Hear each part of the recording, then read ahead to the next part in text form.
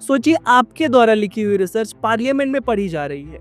उसी रिसर्च के बिहाफ पर सांसद, मंत्री अपने जवाब दे रहे हैं और आप 20 से 25 साल के युवा हैं। अगर आप पॉलिसी पढ़ना नहीं, बनाने में सपोर्ट करना चाहते हैं तो LAMP fellowship one of the biggest opportunity हो सकती है। तो दोस्तों, आज के इस वीडियो में हम डिटेल में बात करेंगे कि लैम फेलोशिप क्या होता है, इस फेलोशिप के करने के क्या क्या फायदे हैं, इस फेलोशिप का फॉर्म कौन कौन भर सकता है, इस फेलोशिप के दौरान आपको क्या काम करना पड़ेगा, फेलोशिप के बाद क्या कैरियर अपॉर्चुनिटी होती है, और वीडियो के लास्ट में बात करेंगे कि आप इस फेलोशिप में कैसे सेलेक्ट हो सकते हैं। तो वीडियो को पूरा देखें, कोई भी पार्ट स्किप ना करें, जिससे कोई भी इंपॉर्टेंट इंफॉर्मेशन मिस ना हो। तो सबसे पहले बात करते हैं कि ये फेलोशिप है क्या।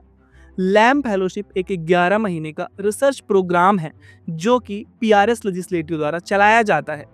लैम फेलोशिप किसी पॉलिटिकल पार्टी के लिए काम नहीं करता है, बल्कि देश के लिए डेटा बेस्ड काम करती है। इस फेलोशिप की शुरुआत 2010 में 40 फेलो के साथ की गई थी, जिसका उद्देश्य था सांसद को और ज़्यादा समझदार, ट्रांसपेरेंट और इम्पैक्टफुल बनाना। अब सवाल ये आता है कि इस फेलोशिप को हमें क्यों करना चाहिए, या इस फेलोशिप को करने के क्या क्या फ़ायदे हैं। तो सबसे पहले आपको सीखने के 23,500 रुपये मंथली स्टाइपेंड दिया जाता है।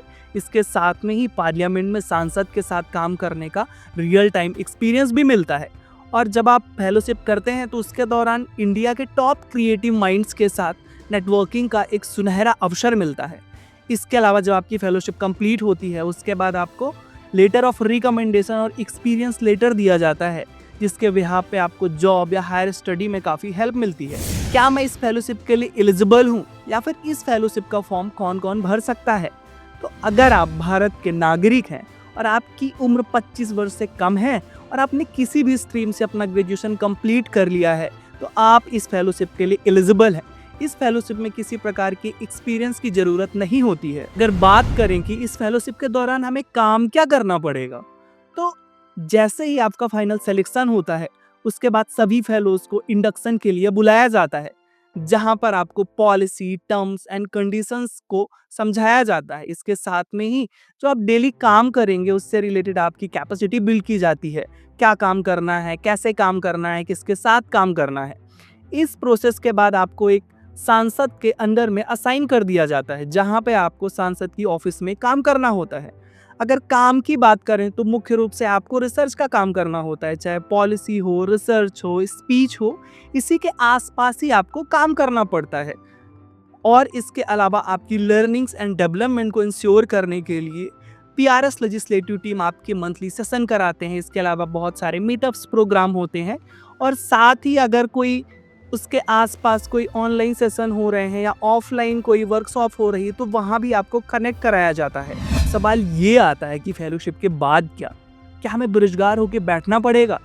वैसे भी देश में जॉब की बड़ी समस्या है। तो ऐसा नहीं है दोस्त, फेलोशिप के बाद आपके पास बहुत सारी कैरियर अपॉर्चुनिटी होती है।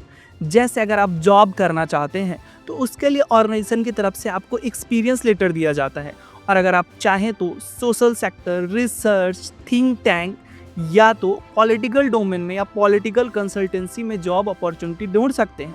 ऐसे लोगों की बहुत डिमांड होती है।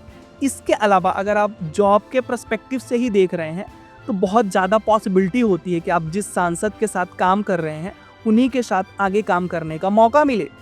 दूसरा है कि आप हायर स्टडी के लिए जाना चाहते हैं, तो इंडिया में जितनी भी सेंट्रल यूनिवर्सिटी हैं या तो अब्रॉड में स्टडी करना चाहते हैं, तो लैम फेलोज को काफ़ी प्रायोरिटी मिलती है। इसके अलावा अगर आप खुद का स्टार्टअप करना चाहते हैं, चाहे वो सोशल सेक्टर में हो, पॉलिटिकल डोमेन में हो, रिसर्च में हो, तो उसके लिए भी रास्ते खुले हुए हैं।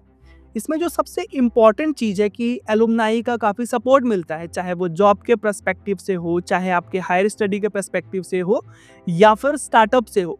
तीनों ही चीज़ों में एलुमनाई द्वारा सपोर्ट किया जाता है, क्योंकि ये फेलोशिप 2010 से चल रही है और काफ़ी फेलोज निकल के अपना कुछ ना कुछ कर रहे हैं और बहुत बड़ा कर रहे हैं। क्या मैं इस फेलोशिप के लिए सेलेक्ट हो सकता हूँ, या इसके सिलेक्शन का प्रोसेस क्या है? तो दिसंबर के आसपास इसका ऑनलाइन एप्लीकेशन ओपन होता है, जहाँ पर आपको एक तो पर्सनल इन्फॉर्मेशन का सेक्शन होता है और दूसरा एसे राइटिंग का होता है। एसे राइटिंग में 2 तरह के क्वेश्चन होते हैं। पहला होता है एसओपी, स्टेटमेंट ऑफ पर्पस, जो कि आपको फेलोशिप के लिए जस्टिफाई करता है, और दूसरा होता है जहाँ पे आप किसी प्रॉब्लम या समस्या के बारे में डीप रिसर्च और अपनी एनालिटिकल स्किल्स को दिखाते हैं। इसके बाद सेलेक्टेड कैंडिडेट को ऑनलाइन टेस्ट के लिए बुलाया जाता है और इसके बाद शॉर्ट लिस्टेड कैंडिडेट को पैनल इंटरव्यू के लिए बुलाया जाता है। इस तरह इनका सबसे पहले ऑनलाइन एप्लीकेशन फिल करना होता है, उसके बाद ऑनलाइन टेस्ट देना होता है और इसके बाद एक पैनल इंटरव्यू रखा जाता है। इन्हीं तीनों के आधार पर आपका फाइनल सिलेक्शन हो पाता है। अगर अभी भी आपके दिमाग में कोई सवाल या डाउट है तो उसको कमेंट में बताएं। वीडियो पसंद आया तो लाइक करें और अपने दोस्तों के साथ शेयर करें। चैनल पर नए हैं तो सब्सक्राइब करना ना भूलें ताकि इसी तरह की नई नई फेलोशिप और सोशल सेक्टर से जुड़ी हुई जानकारी आपको मिलती रहे। मिलते हैं अगले वीडियो में, तब तक के लिए धन्यवाद।